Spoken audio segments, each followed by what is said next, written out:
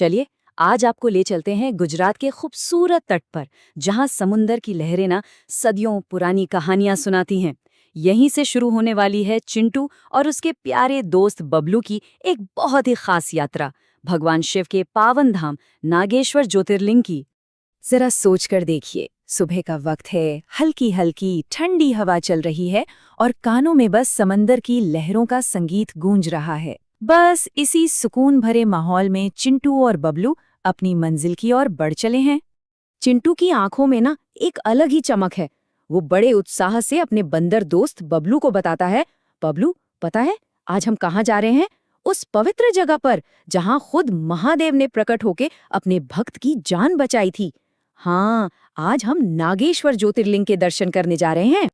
तो उनकी ये यादगार यात्रा आखिर शुरू कैसे हुई और वो इस पवित्र धाम तक पहुंचे कैसे? चलिए जानते हैं। देखिए, नागेश्वर पहुंचना बहुत ही आसान है। सबसे पहले तो आपको ट्रेन या फ्लाइट से गुजरात के द्वारका शहर पहुंचना है। फिर वहां से बस या टैक्सी आराम से मिल जाती है मंदिर के लिए। और सबसे मजेदार बात जानते क्या है?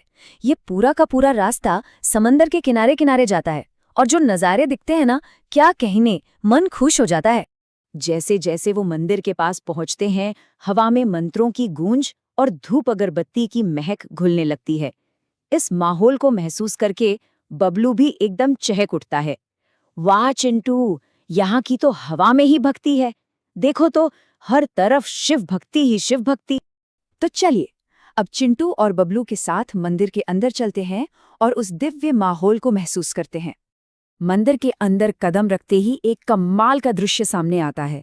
ध्यान में बैठे भगवान शिव की एक बहुत बड़ी मूर्ति, उसके ठीक ऊपर हवा में लहराता केसरिया झंडा और चारों तरफ से आ रही घंटियों और शंख की आवाज। सच में ये सब मिलकर एक ऐसा माहौल बनाते हैं जिसे भुलाया ही नहीं जा सकता। इस दिव्यता को देखकर चिंटू का सिर श्रद्धा से अपने आप झुक जाता है और उसके दिल से बस एक ही प्रार्थना निकलती है, जय भोलेनाथ, हमें भी अपनी भक्ति का आशीर्वाद दीजिए। गर्भगृह के अंदर दर्शन का अनुभव तो और भी शांत और व्यवस्थित है। सभी भक्त आराम से एक लाइन में अपनी बारी का इंतजार करते हैं और फिर शिवलिंग पर बेलपत्र, फूल और जल चढ़ाने का, पंडितों के मुंह से शिव मंत्र सुनने का और फिर अभिषेक करने का सौभाग्य मिलता है। दर्शन करके जब वो बाहर आ रहे थे, बबलू ने मंदिर के ऊंचे शिखर को देखकर कहा, चिंटू, यही तो वो पावन धरती है जहां भोलेनाथ ने अपने भक्तों से वादा किया था कि वो उन्हें हर डर से बचाएंगे। और बबलू की ये बात बिल्कुल सही थी। और यहीं से हम पहुंचते हैं इस ज्योतिर्लिंग के पीछे की उस प्राचीन कथा पर, जो हमें विश्वास और भक्ति की असली ताकत दिखाती है। आखिर नागेश्वर इतना खास क्यों माना जाता है? ऐसी क्या कहानी है इस ज्योतिर्लिंग के पीछे जो इसे इतना शक्तिशाली बनाती है? तो कथा कुछ ऐसी है कि बहुत समय पहले दारुका नाम की एक राक्षसी ने सुप्रिया नाम के एक शिव भक्त और कई लोगों को बंदी बना लिया था। पर जेल में भी सुप्रिया ने शिवजी की पूजा नहीं छोड़ी। उसकी सच्ची भक्ति और पुकार सुनकर भगवान शिव वहां एक ज्योतिर्लिंग के रूप में प्रकट हुए। उन्होंने उस राक्षसी का वध किया और अपने भक्त को बचाया। बस उसी दिन से वो यहाँ नागेश्वर यानी नागों के ईश्वर के रूप में हमेशा के लिए बस गए।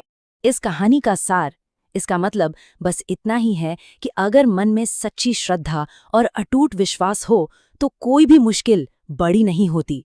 सच्ची भक्ति ही आपका सबसे बड़ा सुरक्षा कवच है। लेकिन रुकिए, चिंटू और बबलू का ये सफर सिर्फ नागेश्वर मंदिर तक ही नहीं था। द्वारका के आसपास देखने और अनुभव करने के लिए और भी बहुत कुछ है, जो इस यात्रा को और भी खास बना देता है। अरे, यहाँ आसपास देखने के लिए तो बहुत कुछ है। एक तरफ विश्व प्रसिद्ध द्वारकाधीश मंदिर है, तो दूसरी तरफ गोपी तालाब, जहाँ की मिट्टी आज भी पवित्र मानी जाती है।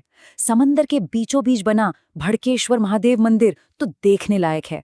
और बेट द्वारका तक बोट में जाना, उसका तो मजा ही कुछ और है। और हाँ, समंदर किनारे अच्छी अच्छी तस्वीरें लेने के तो इतने मौके मिलेंगे कि बस। सच कहूँ तो ये जगह भक्ति, इतिहास और प्रकृति का एक ऐसा खूबसूरत संगम है जो हर किसी के लिए इस यात्रा को हमेशा के लिए यादगार बना देती है।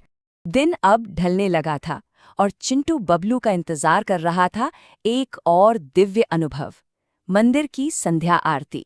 शाम होते ही पूरा का पूरा मंदिर अनगिनत दियों की सुनहरी रोशनी में जैसे नहा सा जाता है। शंख और घंटियों की आवाज के बीच जब संध्या आरती होती है तो वो नज़ारा इतना भव्य होता है कि लगता है जैसे समय बस यहीं थम गया हो। उस दिव्य प्रकाश में चिंटू की आंखें भर आती हैं। वो बस हाथ जोड़कर मन ही मन कहता है, धन्यवाद भोलेनाथ, आज आपने हमें अपने इतने करीब बुलाकर सच में धन्य कर दिया। तो अगर चिंटू और बबलू की ये शिव भक्ति से भरी यात्रा आपके दिल को भी छू गई हो तो ऐसी ही और दिव्य कहानियों के लिए हमारे साथ जरूर जुड़े, चैनल को सब्सक्राइब करें और हाँ, वो जो बेल आइकन है ना उसे दबा दें ताकि कोई भी नई यात्रा आपसे छूट ना जाए। और इससे पहले कि हम विदा लें, बबलू के पास आप सबके लिए एक मज़ेदार खबर है। वो कह रहा है, दोस्तों अगली बार के लिए तैयार रहना, हम जा रहे हैं नर्मदा नदी के बीच बने एक टापू पर ओंकारेश्वर ज्योतिर्लिंग के दर्शन करने। तो चलिए मिलते हैं अगली यात्रा में।